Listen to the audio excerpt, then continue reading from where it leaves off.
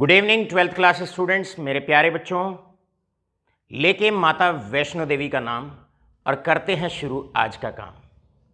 और आज का काम है हमारा कि हम कंक्लूड करने वाले हैं कोलाइडल सॉल्व्स को।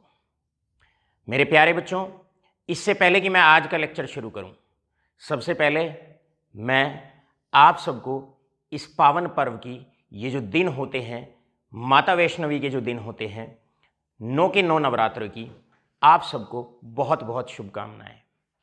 मैं माता से प्रार्थना करता हूं कि हम पर, हमारे बच्चों पर, समस्त संसार पर, समस्त मानव जाति पर अपना आशीर्वाद बनाए रखे।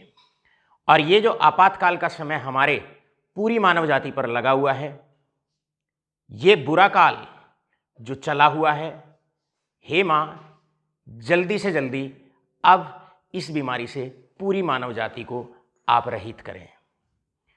माता वैष्णो देवी से मैं प्रार्थना करता हूं अपने बच्चों के समक्ष कि हे माँ, अब बहुत जल्दी करके बस आप पूरे भारत में, पूरे विश्व में बहुत जल्दी से कोरोना वैक्सीन अब आप मिलवा दें।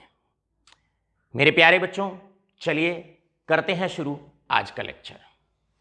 अभी तक कोलाइडल सॉल्व्स में आपको बताया जा चुका है, और कोलाइडल सॉल्व में हमने अभी तक आपको बताया है, कोलाइडल सॉल्व की डेफिनेशन आपको बताई गई है, हमने आपको बताया है क्लासिफिकेशन ऑफ कोलाइडल सॉल्व्स, आपको कराया जा चुका है प्रिपरेशन ऑफ कोलाइडल सॉल्व्स, और प्रीवियस लेक्चर अर्थात कल के लेक्चर में हमने आपको बताया प्रॉपर्टीज ऑफ कोलाइडल सॉल्व। आज बारी है नेक्स्ट टॉपिक, और नेक्स्ट टॉपिक है हमारा दैट इज कोएगुलेशन। मेरे प्यारे बच्चों, कोएगुलेशन या फ्लक्यूलेशन, सबसे पहले इस वर्ड का मीनिंग जानने की कोशिश करते हैं कि कोएगुलेशन का मतलब क्या होता है। भाई, कोएगुलेशन का मतलब होता है टू ब्रिंग टुगेदर, एक साथ लाना, इकट्ठे करना। अब आप जानते हैं कोलाइडल सॉल्व्स में क्योंकि पार्टिकल्स पे सिमिलर चार्ज होता है, जिसकी वजह से वो इकट्ठे जल्दी से नहीं आ पाते हैं, हमेशा एक दूसरे को रिपेल करते रहते हैं, because colloidal particles possess similar charge, right. इसीलिए ये इकट्ठा नहीं होते हैं, इसीलिए ये एक साथ नहीं आते हैं और जल्दी से नीचे सेटल डाउन नहीं होते हैं। तो सवाल आया, अगर इन्हें इकट्ठा करना हो, अगर इन्हें एक साथ जोड़ के नीचे बैठाना हो, तो कैसे किया जाएगा। मेरे प्यारे बच्चों, कोएगुलेशन का मतलब होता है, फ्लोक्यूलेशन का मतलब होता है conversion of colloidal sol, colloidal sol को पीपीटी में कन्वर्ट करना, प्रेसिपिटेट्स में कन्वर्ट करना। कैसे कन्वर्ट करना? By the addition of electrolyte. मान लीजिएगा ये मेरे पास कोई कोलाइडल सॉल्व है, I have this colloidal sol, ये मेरे पास कोलाइडल पार्टिकल्स हैं इस मीडियम के अंदर, ये कोलाइडल पार्टिकल्स हैं, और मान लेते हैं this is a positive charge solve, ये पॉजिटिव चार्ज सॉल्व है। अब हम ऊपर से डालते हैं कोई इलेक्ट्रोलाइट, जैसे कि हमने डाला ए पॉजिटिव, हमने डाला बी नेगेटिव। अब ये जो इलेक्ट्रोलाइट है, इसमें से जो ऑपोजिटली चार्ज आयन होगा, इलेक्ट्रोलाइट में जो आपके पास ऑपोजिटली चार्ज आयन होगा, जिस पे कोलाइडल पार्टिकल्स के ऑपोजिट चार्ज होगा, ये ऑपोजिटली चार्ज आयन इलेक्ट्रोलाइट का कोलाइडल पार्टिकल्स का जो चार्ज है उसको न्यूट्रलाइज करेगा, उसको न्यूट्रलाइज करेगा। ये बी नेगेटिव न्यूट्रलाइज करेगा the charge on colloidal particles. जैसे ही कोलाइडल पार्टिकल्स का चार्ज न्यूट्रलाइज हो जाए या चार्ज उन पे खत्म हो जाएगा, कोलाइडल पार्टिकल्स एक साथ आना शुरू हो जाएंगे, फिर ये इन्हें एक साथ लाएगा। अब जैसे छोटे छोटे पार्टिकल्स जुड़ेंगे, बड़ा पार्टिकल बनेगा और नीचे बैठ जाएगा, जिसे आप प्रेसिपिटेट कहते हैं, राइट। फिर ये जुड़ना शुरू हो जाएंगे और जुड़ के फिर नीचे बैठना शुरू हो जाएगा।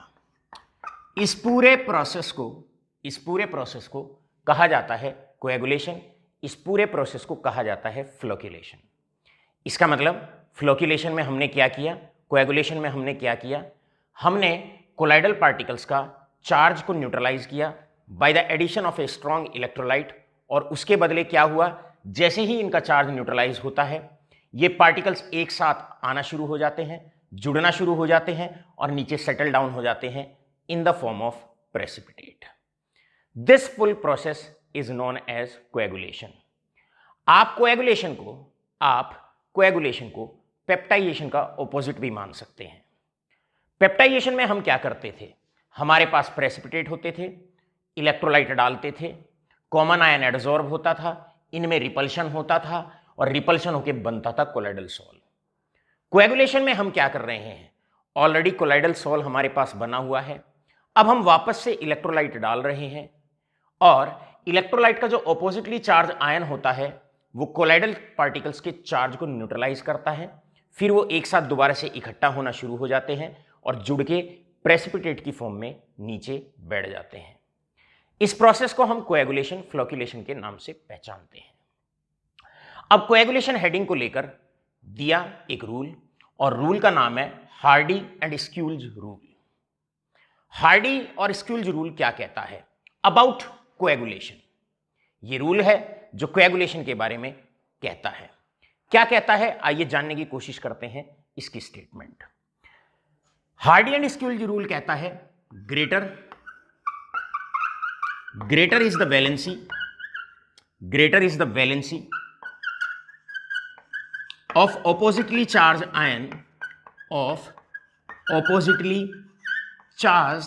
ion faster will be the coagulation.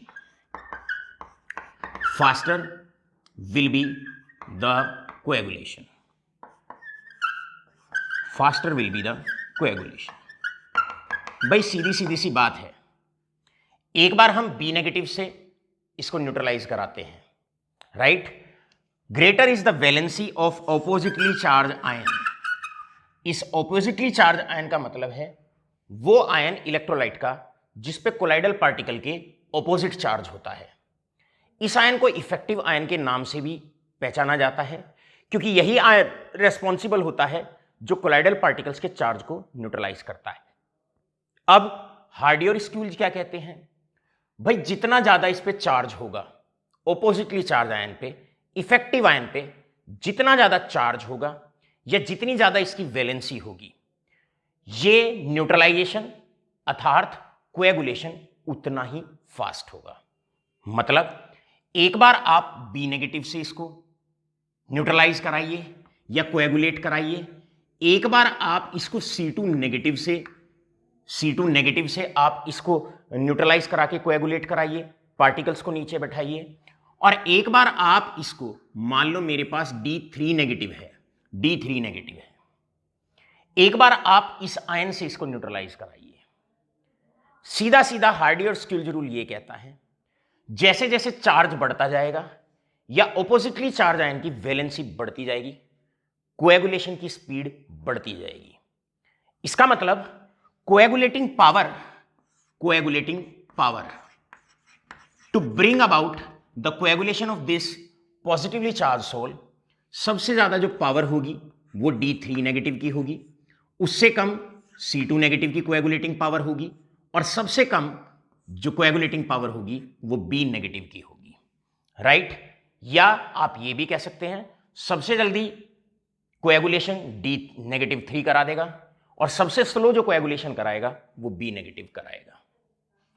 और साधारण भाषा में इसको समझने का प्रयास करते हैं, समझने की कोशिश करते हैं। भाई मान लो बच्चों हमारे पास ये कोई पॉजिटिवली चार्ज सोल है, ये हमारे पास एक पॉजिटिवली चार्ज सोल है। अब इस पॉजिटिवली चार्ज सोल को ऐसे आप समझ लीजिएगा और मैं ऊपर से डालता हूं इलेक्ट्रोलाइट। अब इलेक्ट्रोलाइट में एक बार तो मैं डालता हूं, जरा ध्यान से समझिएगा, एक बार मैं यहां पर डालता हूं Na पॉजिटिव Cl नेगेटिव, मतलब NaCl में डालता हूं, एक बार मैं डालता हूं MgCl2, राइट, या एक बार मैं डालता हूं MgSO4। अब आप जानते हैं MgSO4 का मतलब Mg2 पॉजिटिव SO4 नेगेटिव 2। सबसे पहले ये इलेक्ट्रोलाइट है मेरा, दिस इज इलेक्ट्रोलाइट जो मैं ऐड कर रहा हूं, और किस लिए ऐड कर रहा हूं, in order to bring about coagulation, ताकि कोएगुलेशन कराया जा सके। सबसे पहले कोलाइडल पार्टिकल्स पे पॉजिटिव चार्ज है, इफेक्टिव आयन देखिए, अगर इन पे पॉजिटिव चार्ज है तो इफेक्टिव आयन यहां पर क्लोराइड आयन होगा पहले वाले इलेक्ट्रोलाइट में, और दूसरे वाले इलेक्ट्रोलाइट में इफेक्टिव आयन होगा सल्फेट आयन। अब हार्डी और स्कूल्ज रूल क्या कहता है? ये कहता है ग्रेटर द वैलेंसी या more is the charge on oppositely charge ion faster will be the coagulation. इसका मतलब कोएगुलेशन यहां पर जो जल्दी कराएगा वो MgSO4 कराएगा। और आपने लिखना है क्या लिखना है? According to Hardy and Schulze rule. तो यहां पर आकर आपके कुछ क्वेश्चंस पहले आपको रेडी करने हैं। आगे बढ़ने से पहले मैं कुछ क्वेश्चंस आप लोगों के लिख देता हूं। पहला question my dear, define coagulation, मतलब conversion of colloidal salt into the precipitate by the addition of strong electrolyte. इसके बाद यहीं पर आपसे पूछा जा सकता है बी पार्ट में, define Hardy and Schulze rule. आपको बच्चों हार्डी स्कूल्ज रूल को डिफाइन करना है, राइट? ये आपको ठीक से आना चाहिए। सेकेंड क्वेश्चन आता है, और सेकेंड क्वेश्चन क्या है जरा ध्यान से समझिएगा। फेरिक हाइड्रोक्साइड और फेरिक हाइड्रोक्साइड का मतलब एक पॉजिटिवली चार्ज सॉल्ट है, राइट? हमारे पास एक सॉल्ट है फेरिक हाइड्रोक्साइड का, will be faster coagulated bye.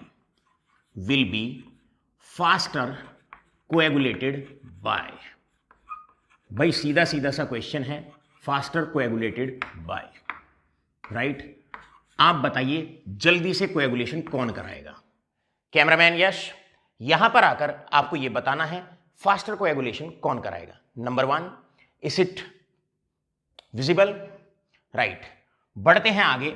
Will be faster coagulated by, number 1, एक बार NaCl ले लेते हैं, एक बार Na2SO4 ले लेते हैं, राइट? तो सीधा सा आंसर है, क्लियर?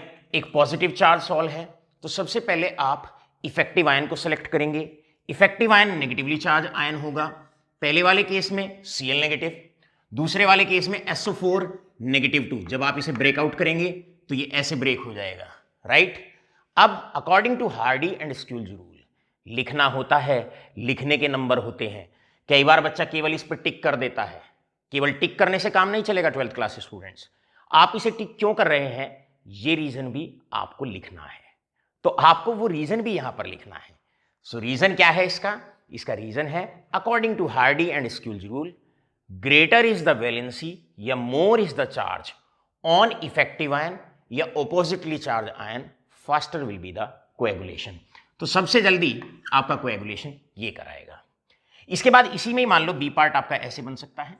भैया आपसे पूछा जाए, एक बार आपके पास KCl है, एक बार आपके पास K2SO4 है, एक बार आपके पास मान लो K3PO4 है, फॉस्फेट पर -3 चार्ज होता है, और D, नीट और J के लिए इस तरीके से बड़े भी इलेक्ट्रोलाइट आपको दिए जा सकते हैं।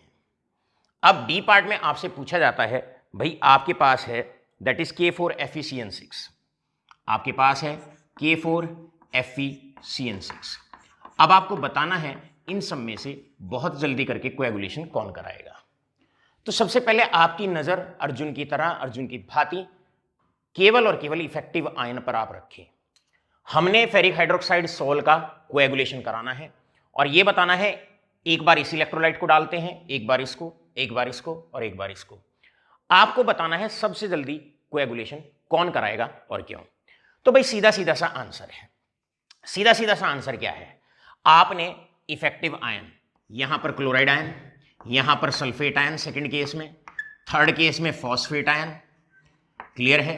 और जब आप K4FeCN6, जब आप पोटेशियम हेक्सासाइनोफेरेट को, जब आप इसको डिसोशिएट करेंगे तो ये डिसोशिएट होगा और इफेक्टिव आयन इससे निकल के आएगा FeCN6 -4।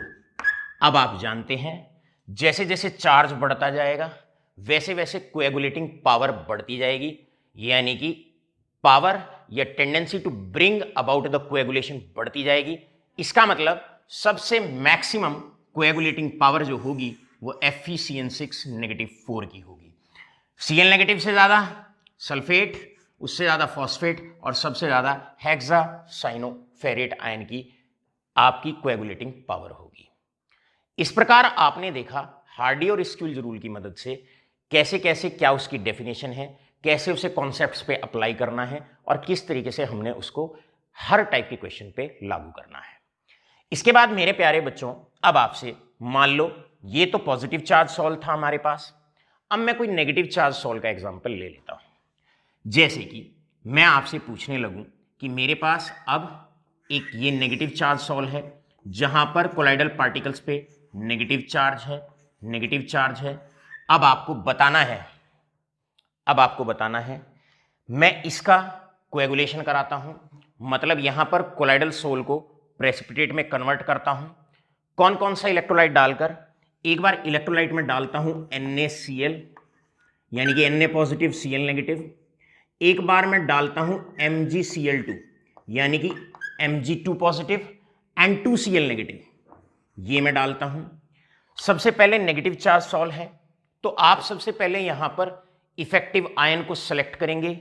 इफेक्टिव आयन आपके पास है Na पॉजिटिव, क्लियर है। एक बार इफेक्टिव आयन आपके पास Na पॉजिटिव है और एक बार इफेक्टिव आयन आपके पास Mg2 पॉजिटिव है। अब आपको इसमें से सेलेक्ट करना है। यहां पर वैलेंसी कम है, चार्ज कम है। Mg2 पॉजिटिव पे वैलेंसी ज्यादा है, चार्ज ज्यादा है। अब हार्डी-स्किल्ज रूल क्या कहता है? ग्रेटर इज द वैलेंसी या more is the charge on effective ion, faster will be the coagulation. इसका मतलब Mg2 पॉजिटिव बहुत जल्दी करके कोएगुलेशन करा देगा। यहां पर ये तो था ए पार्ट, अब मैं बी पार्ट की तरफ आगे बढ़ता हूं। बी पार्ट में my beloved students, the question can be asked. क्या क्वेश्चन आपसे पूछा जा सकता है? आर्सेनिक सल्फाइड सॉल्व, क्लियर है। Arsenic sulphide sol will be faster coagulated by, आपको बताना है बहुत जल्दी से कोएगुलेशन आर्सेनिक सल्फाइड सॉल्व का कौन कराएगा और कैसे। भाई सीधी सी बात है। यहां पर ऑप्शंस आपको दिए जाते हैं। पहला ऑप्शन है, now this is a negative charge solve. Negative charge solve है, कोलाइडल पार्टिकल को हमने ऐसे रिप्रेजेंट किया है। तो अब चलते हैं, नेगेटिव चार्ज सॉल्व है। एक बार आपको electrolyte Na positive Cl negative दिया हुआ है, राइट। एक बार आपको कैल्शियम क्लोराइड दिया हुआ है और एक बार आपको एल्यूमिनियम क्लोराइड दिया हुआ है। अब आप जानते हैं इफेक्टिव आयन को आपने अंडरलाइन करना है। इफेक्टिव आयन होगा जिस पे पॉजिटिव चार्ज होगा, opposite charge to the charge on colloidal particle. Colloidal particle पे नेगेटिव चार्ज है तो इफेक्टिव आयन होगा जिस पे पॉजिटिव चार्ज होगा, मतलब एक कैटायन यहां पर आपका इफेक्टिव आयन बनने वाला है। इसके बाद एल्यूमिनियम पे आप आएंगे। अब आप जानते हैं एल्यूमिनियम पे 3 पॉजिटिव चार्ज, कैल्शियम पे 2 पॉजिटिव चार्ज, राइट। चार्ज जैसे जैसे बढ़ता जाएगा Na पे ये, तो this is going to be the order of coagulating power. यहां पर जो ऑर्डर होगा कोएगुलेटिंग पावर का वो एल्यूमिनियम क्लोराइड की सबसे ज्यादा पावर होगी, यानी कि ये सबसे जल्दी या सबसे फास्टर कोएगुलेशन आपका कराएगा। कई बार इन्हीं क्वेश्चंस में स्टूडेंट्स, मेरे प्यारे बच्चों, यहां पर कई बार आपसे कुछ छोटी छोटी सी टर्मों को तब्दील करके भी पूछ लिया जाता है। जैसे आपसे कहने लगे, इसी क्वेश्चन में यह भी कहा जा सकता है arsenic sulphide will be faster coagulated by, ऐसे भी बोल सकते हैं। या क्वेश्चन ये भी आ सकता है for the coagulation of arsenic sulphide which is going to be the better coagulating agent. आपको यह भी पूछा जा सकता है बताओ इन तीनों में बेटर कोएगुलेटिंग एजेंट कौन सा है। तो बेटर कोएगुलेटिंग एजेंट कौन होगा? जो जल्दी से न्यूट्रलाइजेशन करा देगा, जो जल्दी से कोएगुलेशन करा देगा। तो यहां पर एक एडिशनल क्वेश्चन बी पार्ट में, name the better coagulating agent. कई बार आप लोगों से कोएगुलेटिंग एजेंट, कई बार आप लोगों से इस तरह के क्वेश्चन भी पूछे जा सकते हैं। तो इनका आपने बेबाकी से आंसर देना है और आपने कहना है भाई AlCl3 is the better coagulating agent out of NaCl, calcium chloride and aluminium chloride. इसके बाद मेरे प्यारे बच्चों बढ़ते हैं आगे।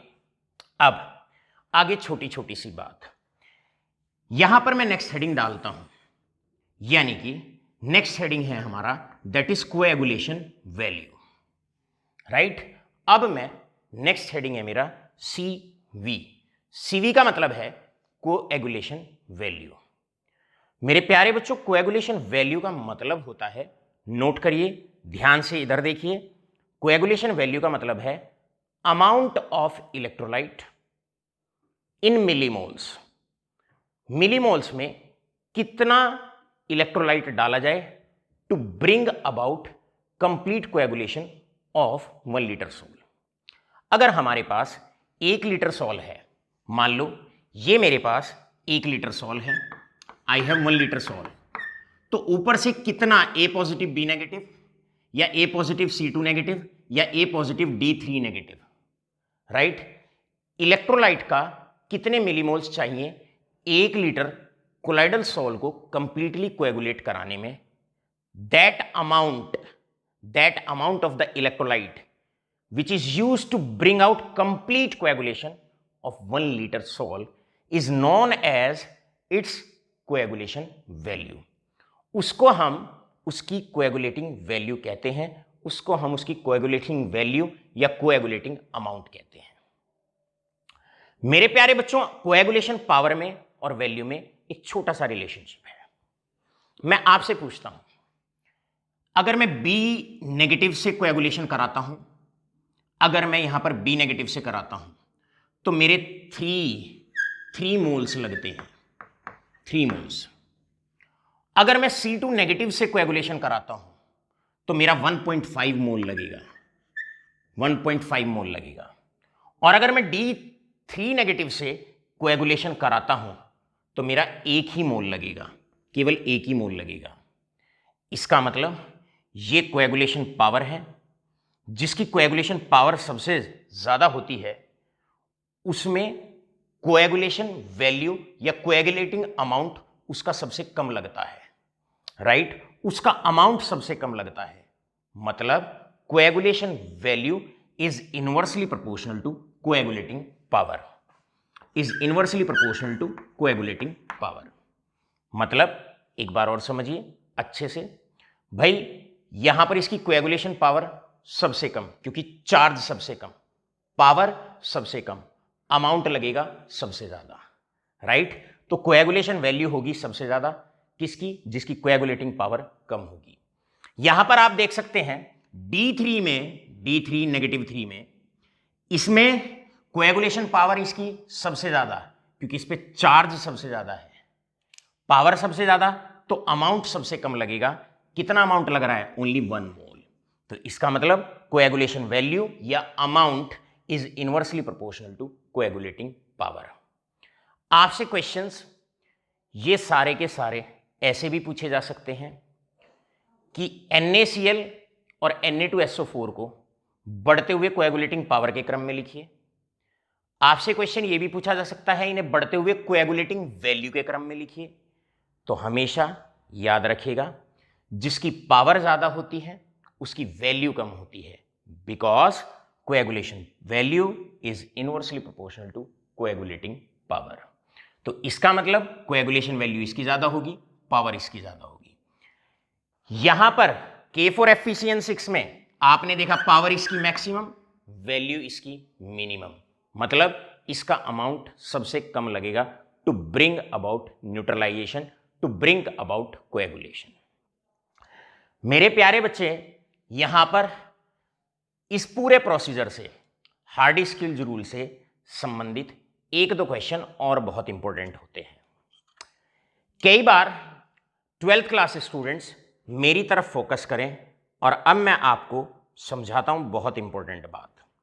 अब जरा सारे के सारे इधर देखिए, listen all of you here. एक लाइन अभी के अभी आप अपनी नोटबुक में नोट लगा के लिखेंगे, और वो लाइन क्या है, वो लाइन ये है, द लाइन है, अगर कभी क्वेश्चंस में हमेशा याद रखेंगे, अगर कभी आपको इस तरीके से कोलाइडल सोल ना दे रखा हो, इस तरीके से ना दे रखा हो कि भाई आगे Fe3 पॉजिटिव ना दे रखा हो, अगर आगे +3 लिख दिया तो आपको डायरेक्ट हिंट पता लग जाता है कि ये बिल्कुल डायरेक्ट दिख जाता है कि पॉजिटिव चार्ज सोल है। यहां पर मैंने नेगेटिव लगा रखा है, क्लियर है, S2 नेगेटिव लिखा हुआ है ओब्लिक लगा के, तो डायरेक्टली आपको पता लग जाता है कि ये नेगेटिवली चार्ज सॉल है। हमेशा याद रखेंगे, अगर कभी ये सिंबल ना दे रखे हों तो जो हाइड्रोक्साइड्स होते हैं, नोट करिएगा, जनरली अगर गिवन ना हो, फेरिक हाइड्रोक्साइड, एल्यूमिनियम हाइड्रोक्साइड, जितने भी हाइड्रोक्साइड्स होते हैं जनरली आपके पॉजिटिव चार्ज सॉल होते हैं। स्टूडेंट्स 12th क्लास, बहुत इंपॉर्टेंट बात मैंने डिक्लेयर की है अभी, इसे अभी भी आप हिंदी में, इंग्लिश में, जिस भाषा शैली में आपको ज़्यादा बेटर वे में लंबे समय तक बात याद रहे, अभी के अभी से रिकॉर्ड करें। अगर ये भी ना लिखा हुआ होता तो फेरिक हाइड्रोक्साइड को हम पॉजिटिव चार्ज सॉल ही मान के चलते हैं। याद रखिए, जितने ऑक्साइड्स और generally sulphides, most probably sulphides और जनरली ऑक्साइड्स, ये जो होते हैं ये by default negatively charge sol consider किए जाते हैं। इसका मतलब अगर मैं यहां S-2 ना लिखूं, अगर इसको ना लिखूं तो आर्सेनिक सल्फाइड को आप नेगेटिव चार्ज सॉल ही मानेंगे, राइट। अब इस बात को नोट करने के बाद बढ़ते हैं आगे की तरफ। मेरे प्यारे बच्चों, यहां पर एक क्वेश्चन हार्डी और स्क्विल्ज रूल पे आपसे कई बार पूछ लिया जाता है। क्वेश्चन क्या है students? The question is very simple and straight forward. In text NCERT का क्वेश्चन है और क्वेश्चन कुछ इस प्रकार है, what modifications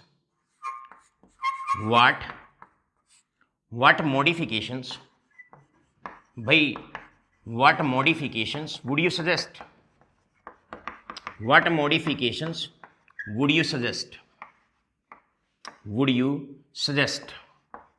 in Hardy-Squill rule? इस रूल में, इन Hardy-Squill रूल, ये जो स्टेटमेंट इन्होंने दी है,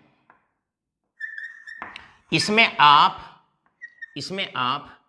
क्या मॉडिफिकेशन कर सकते हैं? तो पहले एक बार स्टेटमेंट को दोबारा से रिकॉल कर लेते हैं। और स्टेटमेंट क्या है? Greater is the valency, faster will be the coagulation. Clear है?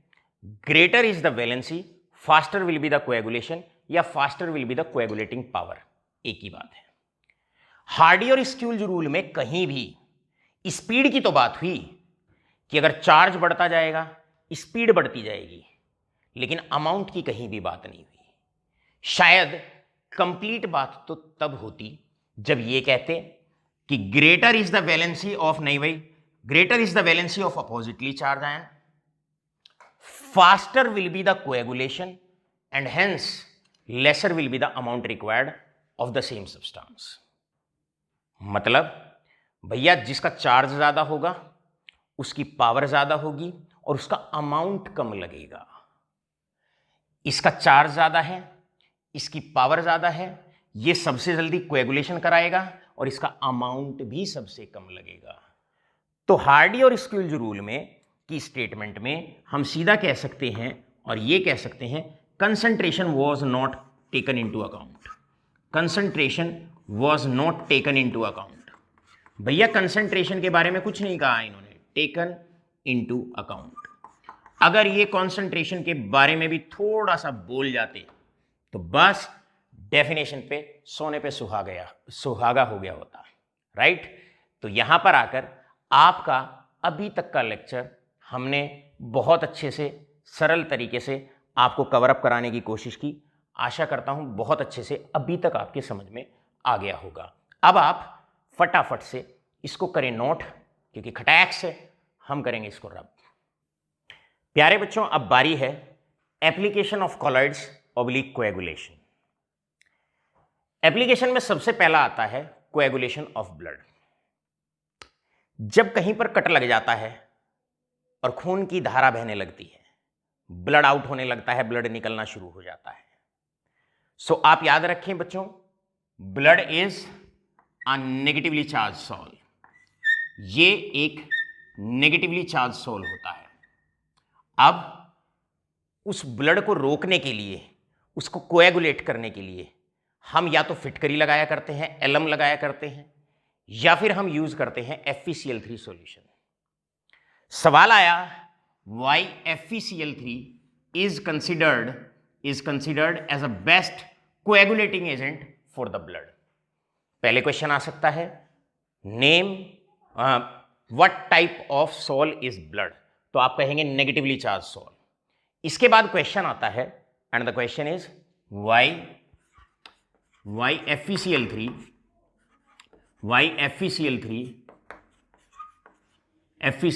is considered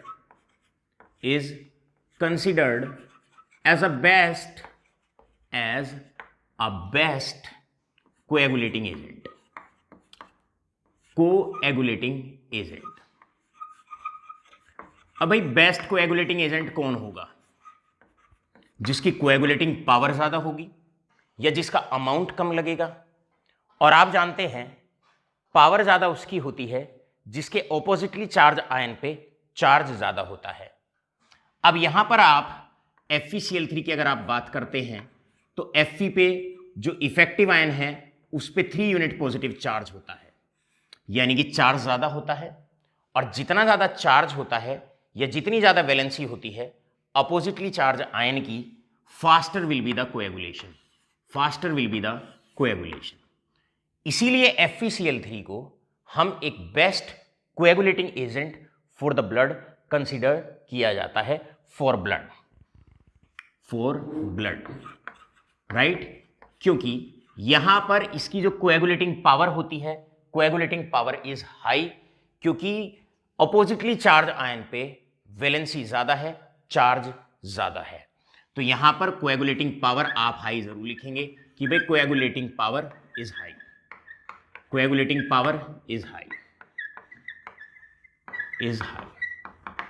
सो पहली एप्लीकेशन आपकी एप्लीकेशन ऑफ कॉलॉइड्स और कोएगुलेशन की ब्लड को लेकर ही बनती है, राइट? सेकेंड एप्लीकेशन की तरफ आगे बढ़ते हैं. What is a second application? Second application होती है मेरे प्यारे बच्चों, that is smoke precipitators. Second is smoke precipitators.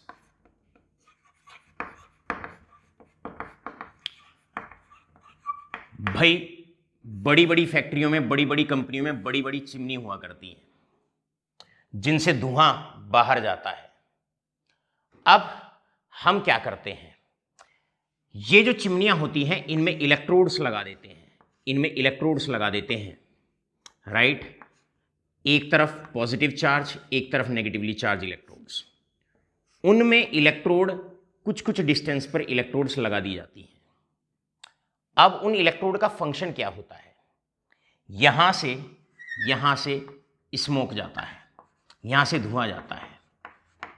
अब इस स्मोक के अंदर बहुत सारे चार्ज पार्टिकल्स होते हैं, कोलाइडल पार्टिकल्स होते हैं, चार्ज पार्टिकल्स होते हैं.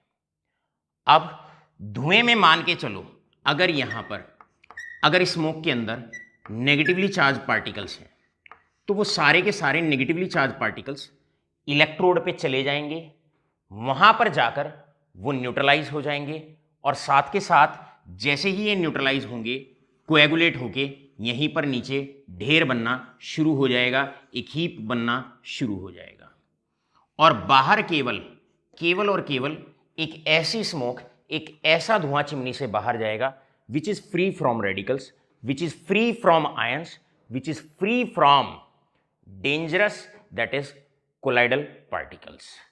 तो इस प्रकार क्या होता है, स्मोक प्रेसिपिटेटर्स में भी हम किस प्रकार कोलॉइड्स के कोएगुलेशन का इस्तेमाल करते हैं, इस कॉन्सेप्ट को अप्लाई करते हैं, यह भी आपको जानना जरूरी है.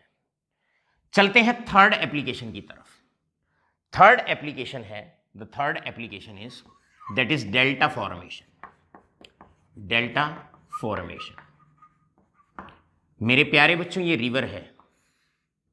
अब रिवर जहां पर ये आपके पास समुद्र है, ये रिवर है, एक पॉइंट ऐसा आता है जब रिवर समुद्र से मिलती है तो वहां पर कुछ रीजन्स डेवलप हो जाते हैं जिसको डेल्टा बोला जाता है.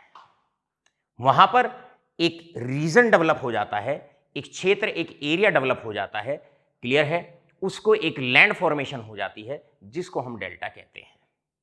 अब ये रिवर है, रिवर के अंदर particular type of colloidal particles होते हैं. मान लो रिवर के अंदर नेगेटिवली चार्ज पार्टिकल्स हैं, राइट? अब ये आपका सी है, ये आपका समुद्र है। समुद्र के अंदर तो पानी ही सॉल्टी होता है, समुद्र के अंदर तो बहुत सारा इलेक्ट्रोलाइट होता है, राइट, बहुत सारे नमक होते हैं, ग्रेटेस्ट सोर्स होता है नमक का।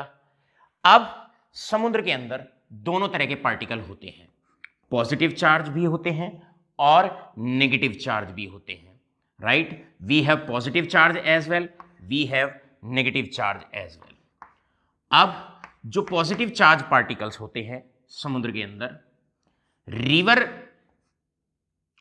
रिवर के जो पार्टिकल्स होते हैं, जो कोलाइडल पार्टिकल्स होते हैं, वो एड्सॉर्ब करते हैं positive charge particles from the sea, या समुद्र के अंदर जो नमक है उसमें से पॉजिटिव चार्ज पार्टिकल को एड्सॉर्ब करेंगे, आपस में न्यूट्रलाइज करते हैं, ये एक दूसरे को आपस में न्यूट्रलाइज करते हैं, और इस प्रकार धीरे धीरे यहीं पर डिपॉजिट होना शुरू हो जाते हैं, यहीं पर धीरे धीरे डिपॉजिट होना शुरू हो जाते हैं। दिनों, महीने, सालों तक जब ये कार्य चलता रहता है, बराबर धीरे धीरे न्यूट्रलाइजेशन चलता रहता है, ये पार्टिकल्स यहीं पे कोएगुलेट होना शुरू हो जाते हैं, इकट्ठा होना शुरू हो जाते हैं, और रीजन जो यहाँ पर डेवलप होता है, जो बनता है, उसको डेल्टा के नाम से पहचाना जाता है। Then that is known as delta. जब ये प्रोसेस निरंतर काफी लंबे समय तक चलता रहता है तो यहाँ पर एक पूरा का पूरा रीजन डेवलप हो जाता है, एक पूरा का पूरा क्षेत्र डेवलप हो जाता है, जिसको हम पर्टिकुलरली कहते हैं डेल्टा फॉर्मेशन। अभी तक के बताए हुए में यहाँ पर आपको तीनों एप्लीकेशन बहुत इंपॉर्टेंट है। चलते हैं चौथी एप्लीकेशन की तरफ, फोर्थ एप्लीकेशन। फोर्थ एप्लीकेशन है that is artificial rain. Artificial rain, artificial rain. मेरे प्यारे बच्चों, आर्टिफिशियल रेन भी कई बार कराई दी जाती है। हमारे पास यूनिवर्स के अंदर, हमारे पूरे वर्ल्ड में बहुत सारा रीजन ऐसा है जहां पर बारिश नहीं होती है। अब साइंटिस्टों ने टेक्निक डेवलप की कि अगर किसी ऐसे क्षेत्र में बारिश करानी हो जहां पर बादल बरसते नहीं हैं। अब मॉइस्चर तो सभी जगह होता है, हर जगह होता है, बादलों में होता है, लेकिन बारिश ना होने का कारण क्या होता है कि वो वाटर वेपर अच्छे से कंडेंस नहीं हो पाते हैं, जुड़ नहीं पाते हैं, भारी नहीं बन पाते हैं और बरस नहीं पाते हैं। तो क्या किया साइंटिस्ट ने ये काम किया कि भाई ये हमारे पास बड़े सारे डस्ट पार्टिकल्स होते हैं और उनके ऊपर ये वाटर वेपर्स हैं, उनके ऊपर ये वाटर वेपर्स हैं एटमॉस्फेयर के अंदर, ये उनके ऊपर वाटर वेपर्स हैं, ये उनके ऊपर वाटर वेपर्स हैं। तो साइंटिस्टों ने क्या काम किया, अब वाटर वेपर्स एटमॉस्फेयर से एक particular type of ion adsorb कर लेते हैं और जनरली उन पे सिमिलर चार्ज आ जाता है। बादलों में वाटर वेपर्स पे चार्ज होता है, सिमिलर चार्ज होता है। तो रॉकेट वगैरह से टेक्निक से क्या काम किया जाता है, रॉकेट से, छोटे छोटे प्लेन से क्या करते हैं, स्प्रे कर देते हैं, स्प्रे करते हैं कोलाइडल डस्ट का, स्प्रे करते हैं कोलाइडल डस्ट। अब कोलाइडल डस्ट का मतलब होता है, कोलाइडल डस्ट का स्प्रे कर दिया जाता है, कोलाइडल डस्ट का स्प्रे कर देते हैं। अब डस्ट में जैसे कि आपके पास सी फॉर एग्जांपल KI वगैरह होते हैं, तो ये क्या करते हैं, जो कोलाइडल डस्ट होती है ये वाटर वेपर्स पे जो चार्ज आ जाता है उस चार्ज को न्यूट्रलाइज करते हैं। जैसे ही वाटर वेपर्स का चार्ज न्यूट्रलाइज होता है तो वो नज़दीक आते हैं, जुड़ते हैं, भारी हो जाते हैं और नीचे गिरना शुरू हो जाते हैं, राइट। तो आर्टिफिशियल रेन में भी आप ये लिख सकते हैं कि कोलाइडल डस्ट स्प्रे कर दी जाती है, जिससे बादलों के अंदर जो वाटर वेपर्स होते हैं उनके चार्ज को न्यूट्रलाइज कराया जाता है। एक बार वाटर वेपर्स का चार्ज अगर न्यूट्रलाइज हो गया, वो आपस में इकट्ठा होना शुरू हो जाते हैं, जुड़ना शुरू हो जाते हैं और भारी बनके पानी की फॉर्म में, बूंदों की फॉर्म में नीचे गिरना शुरू हो जाते हैं। ये 4 एप्लीकेशंस जनरली मैंने आपको एक्सप्लेन कर दी हैं, स्मॉग प्रेसिपिटेटर्स, डेल्टा फॉर्मेशन में, कोएगुलेशन ऑफ ब्लड में, राइट। और इसके बाद हमने आर्टिफिशियल रेन में किस प्रकार हम अपने इस कॉन्सेप्ट का इस्तेमाल करते हैं। आशा करता हूं पूरा का पूरा टॉपिक आपके बहुत अच्छे से क्लियर हो गया होगा। बढ़ते हैं आगे की तरफ, कंटिन्यू करते हैं सरफेस केमिस्ट्री में। अब कोएगुलेशन को लेकर, कोलाइडल सॉल्ट्स को लेकर चलते हैं लास्ट परिभाषा की तरफ। लास्ट डेफिनेशन है प्रोटेक्टिव कॉलॉइड्स। Protective colloids.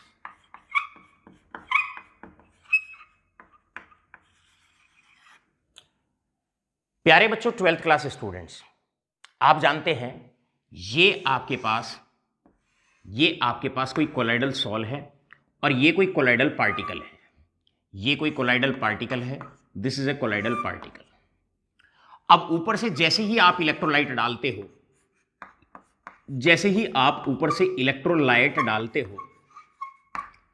तो वो इसके चार्ज को न्यूट्रलाइज करता है और इसे नीचे बैठा देता है, जिसे कोएगुलेशन कहा जाता है। अब स्टूडेंट्स, बड़ी प्यारी सी दो बातें हैं।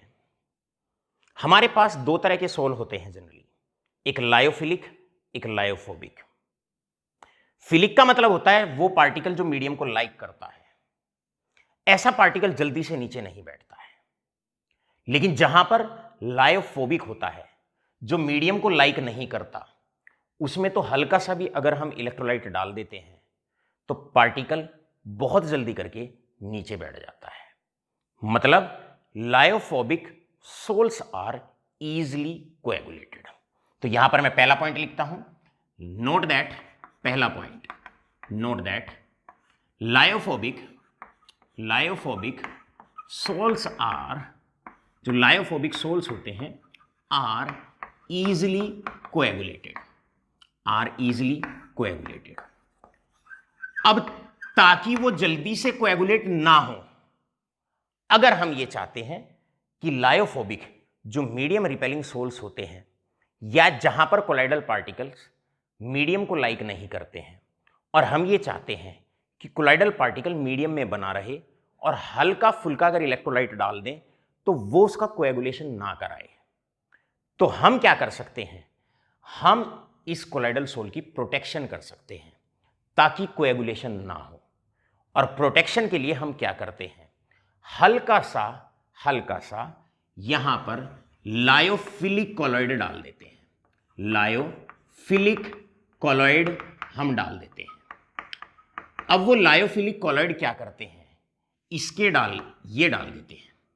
लायोफिलिक कॉलॉइड के जो पार्टिकल्स होते हैं वो लायोफोबिक के ऊपर आके बैठ जाते हैं, और हल्का फुल्का अगर इलेक्ट्रोलाइट आता भी है, डल जाता है, तो जल्दी से उसको नीचे बैठने नहीं देते हैं। इसका मतलब लायोफिलिक कॉलॉइड क्या हुए, प्रोटेक्टिव कॉलॉइड क्या हुए, these are the lyophilic colloids which when added to lyophobic colloids and saves its coagulation, और वो उसके कोएगुलेशन से उसको बचाते हैं। Example, gum, gelatin, starch.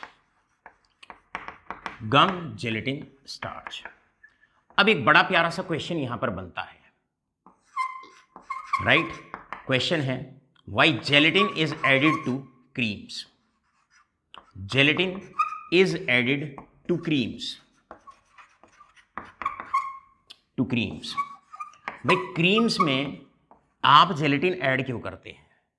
तो याद रखिएगा, एक लायोफिलिक कॉलॉइड को जब हम लायोफोबिक में डालते हैं, तो लायोफिलिक कॉलॉइड क्या करता है, एक प्रोटेक्टिव कॉलॉइड की तरह एक्ट करता है, राइट? तो आप याद रखेंगे ये प्रोटेक्टिव कॉलॉइड की तरह काम करता है। 3 नाम मैंने बता दिए, हमेशा इनको यूज करना है बहुत अच्छे से कि भाई जेलेटिन क्या करते हैं, क्रीम्स वगैरह में, आइसक्रीम वगैरह में इस तरह के बड़े सारे सब्सटेंसेस, लायोफिलिक सब्सटेंसेस डाले जाते हैं ताकि जल्दी से कोएगुलेशन ना हो जाए, डिस्पर्स फेस, डिस्पर्जन मीडियम अलग अलग ना हो जाए। यहां पर आकर मेरे प्यारे बच्चों, अब प्रोटेक्टिव कॉलॉइड की डेफिनेशन भी आपकी क्लियर हो जाती है। चलते हैं लास्ट डेफिनेशन की तरफ। लास्ट डेफिनेशन है इसके अंदर, द लास्ट डेफिनेशन है, आपसे पूछ लिया जाता है गोल्ड नंबर। अब गोल्ड नंबर का मतलब क्या होता है भाई? अगर हम गोल्ड का सोल ले लें, हमारे पास 10 ml है of gold metal sol. Last definition है gold number. 10 ml gold sol ले लिया। अब हम इधर ले रहे हैं प्रोटेक्टिव कोलॉइड, यानी कि कोई भी लायोफिलिक गम, जिलेटिन, स्टार्च। इधर से हम डाल रहे हैं इलेक्ट्रोलाइट, ये है इलेक्ट्रोलाइट। और इलेक्ट्रोलाइट कौन सा डाल रहे हैं? दैट इज इलेक्ट्रोलाइट डाल रहे हैं 1 ml of 10% NaCl। 1 ml, 1 ml लेना है। किस सॉल्यूशन का लेना है? 10% NaCl सॉल्यूशन का लेना है। साधारण सी डेफिनेशन है, सुनिए क्या कहता हूं मैं। 10 ml गोल्ड सोल में कितना प्रोटेक्टिव कोलॉइड डालें ताकि कोई कोएगुलेशन ना हो जब हम 1 ml 10% NaCl सॉल्यूशन को उसके अंदर डालें। मतलब 10 ml गोल्ड सोल को में कितना प्रोटेक्टिव कोलॉइड डाला जाए ताकि जब उसमें हम 1 ml NaCl 10% का डालें कोई कोएगुलेशन ना हो, ये उसका गोल्ड नंबर होता है। छोटी छोटी सी डेफिनेशन होती है, सीबीएसई बोर्ड के लिए इतनी इंपॉर्टेंट नहीं बनती, लेकिन इस तरह के वर्ड्स का कई बार एमसीक्यूज में इस्तेमाल होता है। राइट? आपको प्रोटेक्टिव कोलॉइड, गोल्ड नंबर, सीधी सीधी सी डेफिनेशन आपसे स्ट्रेट फॉरवर्ड डायरेक्टली ही पूछ ली जाती है। भाई define gold number, define protective colloids, इस तरह की डेफिनेशन आपसे डायरेक्टली ही पूछ ली जाती है। मेरे प्यारे बच्चों, यहां पर आकर आपका जो कोएगुलेशन वाला पूरा पार्ट होता है, कोलाइडल सॉल्व वाला, या मैं ये कहूं कि सरफेस फिनोमेनन के 2 पार्ट आपके अभी तक पूरे हो गए हैं। पहला पार्ट एडजॉर्प्शन का था और दूसरा पार्ट हमने जो अभी कवर अप कराया, दूसरा पार्ट ये था कोलॉइड्स का। मेन जो सरफेस केमिस्ट्री होती है उसमें बेसिकली कोलॉइड्स का ही पूरा का पूरा डिस्कस किया हुआ है, कोलॉइड्स का ही पूरा टॉपिक बनता है। आशा करता हूं पूरा कोलॉइड्स आपके हंसते खेलते अच्छे से लर्न हो गया होगा। आज का लेक्चर यहीं पर आकर समाप्त होता है। बहुत बहुत धन्यवाद।